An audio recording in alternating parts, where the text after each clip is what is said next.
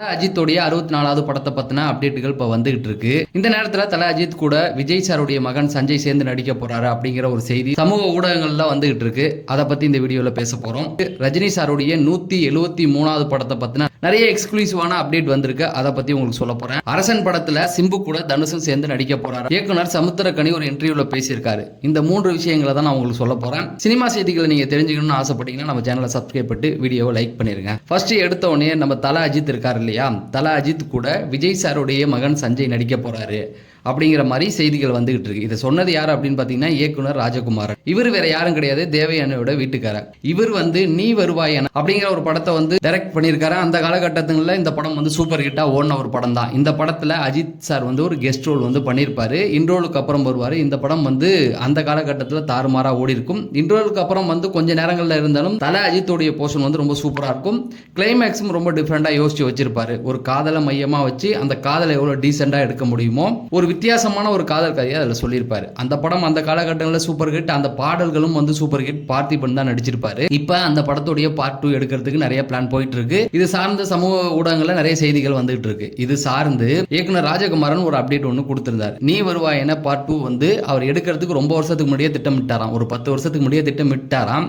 அந்த பார்ட் 2ல விஜய் சாருடைய மகன் சஞ்சயை வச்சு நடிக்க வைக்கிறதுக்கு அவர் முயற்சி செஞ்சிருக்காரு. சஞ்சய் அவர்கள் இப்பதான் இயக்குனர் ஆயிருக்காரு. ஒரு 10 வருஷத்துக்கு முன்னாடி அப்பெல்லாம் படிப்பு முடிச்சுட்டு பிலிம் கோர்ஸ்க்காக அவர் ட்ரை பண்ணிட்டு இருந்தார். அப்பயே சஞ்சயை நடிக்க வைக்கிறதுக்காக லைக்காவை அணுகியிருக்காரு. அந்த காலகட்டங்களில் அது முடியாம போயிடுச்சு. ஆனா அந்த பார்ட் 2 கதையை எழுதி ரெடி பண்ணி வச்சுட்டாரா. அதுக்குள்ள சஞ்சய் இயக்குனரா ஆயிட்டார். இப்ப அஜித் சாருடைய மேனேஜர் சந்திச்சு இந்த கதையை பத்தியும் சொல்லியிருக்காராம். நீ வருவாயன பார்ட் 2 பார்ட் 3 அப்படின்னு 2 பார்ட் ரெடி பண்ணி வச்சிருக்காராம். பார்ட் 2ல அஜித் சார் ஒரு கிளைமேக்ஸ் அந்த போர்ஷன்ல தான் வருவாராம். பார்ட் 3ல ஃபுல்லா வர மாதிரி ஒரு கதையை ரெடி பண்ணி வச்சிருக்கதா இயக்குனர் ராஜகுமார் சொல்லியிருக்காரு. அதுல பார்ட் 2ல சஞ்சய் நடிக்க வைக்கிறதும் அதுல கிளைமேக்ஸ்ல அஜித் சார் வர மாதிரியும் ரெடி பண்ணி வச்சிருக்காரு. அதுக்கப்புறம் பார்ட் 3ல ஃபுல்லாவே அஜித் சார் நடிக்கிற மாதிரி சொல்லியிருக்காங்களாம். ஆனா இன்னைக்கு தல அஜித் இருக்கிற இந்த மாசுக்கு நீ வருவாய் என அப்படிங்கிற ஒரு ஃபேமிலி ஓரியன்டட் சப்ஜெக்ட்லாம் செட் ஆகுமா? தல அஜித் இந்த மாதிரி முடிவு எடுப்பாரான்னு கேட்டீங்கன்னா வாய்ப்புகள் இருக்கு. ஒரு மாசானதுக்கு அப்புறமேட்டு கிரீடம் அப்படிங்கிற ஒரு படத்தை எடுத்தாரு. விடாமுயற்சி படம் கூட இந்த காலகட்டங்களில் தான் அவர் நடிச்சிருக்காரு. அஜித் சாருக்கு ஒரு ஒன்லைன் பிடிச்சிருச்சு, அவருக்கு பிடிச்சிருச்சு அப்படின்னா எது வேணா நடக்கலாம்.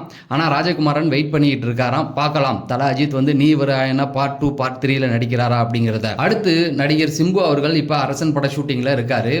இந்த ஷூட்டிங் நடந்துகிட்டு இருக்கும்போது சமுத்திரக்கனி அந்த படத்துல நடிச்சிட்டு இருக்காரு. அவர் ஒரு இன்டர்வியூ கொடுத்திருக்காரு.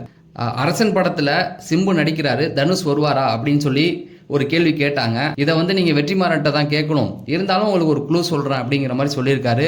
சந்திரா இருக்காங்க, சந்திரானா ஆண்ட்ரியா இருக்காங்க, நான் இருக்கேன், குணா செந்தில் அதாவது வட சென்னையில வில்லனா இருந்தாங்க இல்லையா, அவங்க 3 பேருமே இருக்காங்க அப்படிங்கிறத மட்டும் அவர் சொல்லியிருக்காரு. மற்றதெல்லாம் நீங்க படம் பார்த்து தெரிஞ்சுங்க அப்படிங்கிற மாதிரி சொல்லியிருக்காரு. அரசன் படத்துல தனுஷ் நடிப்பாரு அப்படிங்கிற மாதிரி தான் சொல்லிட்டு இருக்காங்க. ஏன்னா இந்த கால வட சென்னையில் நடித்த அந்த முக்கியமான டீம் எல்லாருமே அரசன் படத்திலையும் நடிச்சுக்கிட்டு இருக்காங்க. உண்மையை சொல்ல போனோம்னா இது ஒரிஜினல் ஸ்டோரி தான். அதாவது வட சென்னையில் நடந்த ஒரு உண்மை ஸ்டோரியை வச்சு தான் இன்னொரு வெற்றிமாறன் படமாக எடுத்துக்கிட்டு இருக்காரு. இந்த சூழல் எப்படி இருக்கு அப்படின்னு பார்த்தீங்கன்னா, சிம்பு வாழ்ந்துகிட்டு இருக்க அதே காலகட்டத்தில் தான் வட சென்னையில் அன்பு கேரக்டரும் வாழ்ந்துகிட்டு இருக்கு.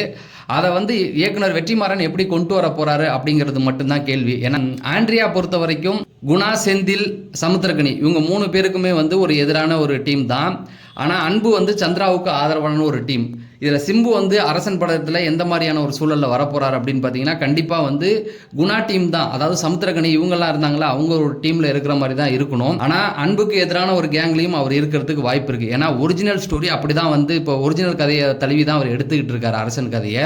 அந்த கதையில பார்த்துக்கும் போது அன்பு இவருக்கு எதிராக இருக்கிற ஒரு டீம் மாதிரி தான் இருக்குது. சந்திரா கேரக்டர் சிம்புக்கு எதிராக ஒரு கேரக்டர் மாதிரி தான் சொல்லிட்டு இருக்காங்க. ஒரிஜினல் ஸ்டோரியா வெற்றிமாறன் எடுக்க போறாரா, அவர் அந்த கதையை மாத்தி வேற மாதிரி எடுக்க போறாரா அப்படிங்கிறத தான் பார்க்கணும். ஆனா அன்பு கேரக்டரும் இந்த பக்கம் தனுஷோடைய வட சென்னையில் தனுஷா இருக்கட்டும், அரசன் கதையில் சிம்புவா இருக்கட்டும், இவங்கெல்லாம் ஒரே காலத்தில் டிராவல் பண்ணுற மாதிரி தான். ஆனால் வயசு கொஞ்சம் முன்ன பின்ன இருக்கிற மாதிரி இருக்கலாம். ஆனால் எங்கேயோ ஒரு இடத்துல அவங்க சந்திக்கிற மாதிரியான ஒரு சில சீன் அவர் வைக்கிறதுக்கு வாய்ப்புகள் இருக்குது. அதை பொறுத்து இருந்து தான் நம்ம பார்க்கணும். ஆனால் கண்டிப்பாக வருவார் அப்படிங்கிறது தான் பெரும்பான்மையானோட நம்பிக்கையாக இருக்குது. ரஜினி சாருடைய 173வது படம், அதாவது டான் படத்தை எடுத்த சிபி சக்கரவர்த்தி தான் இந்த படத்தை இயக்க போகிறாரு அப்படிங்கிறத அஃபிஷியலாகவே ரிலீஸ் பண்ணிட்டாங்க. கமல் சார் தான் தயாரிச்சுக்கிட்டு இருக்காரு. அதுக்குள்ள 174 பத்தின அப்டேட்டுகள் அந்த படத்தை பற்றி எல்லாருமே பேச ஆரம்பிச்சிட்டாங்க. ஏன்னா அந்த அளவுக்கு ஒரு ஹைப்பை ஏற்றி விட்டாங்க. அதுவும் ரெட் ஜெயின் வந்து தொடர்ந்து வந்து அந்த அப்டேட்டை கொடுத்துக்கிட்டே இருக்காங்க.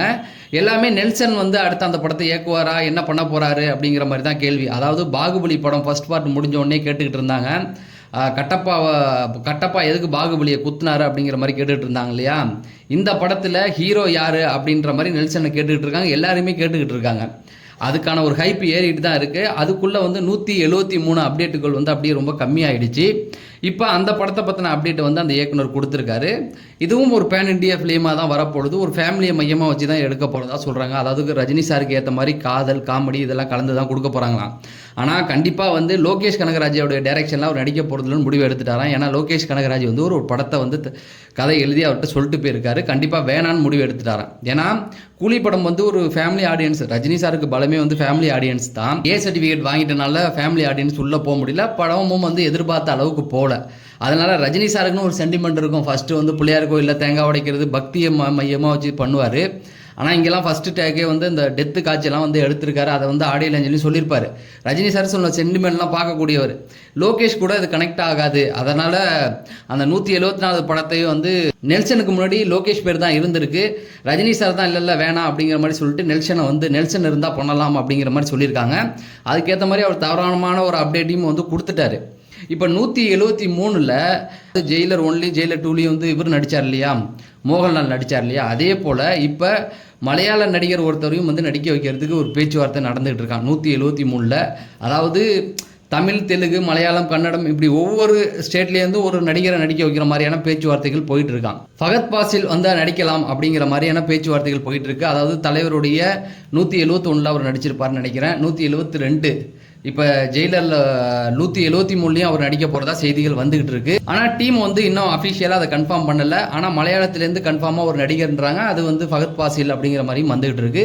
தொடர்ந்து சினிமா அப்டேட்டுகள் தெரிஞ்சுக்க நம்ம சேனலை சப்ஸ்கிரைப் பண்ணுங்கள். இந்த வீடியோ நீங்கள் லைக் பண்ணால் இன்னும் ஒரு 4 பேருக்கு இந்த வீடியோ சஜெக்ஷன் ஆகும். அதனால் லைக் பண்ணிருங்க அப்படிங்கிறத சொல்லி நான் விடைபெறேன். நன்றி, வணக்கம்.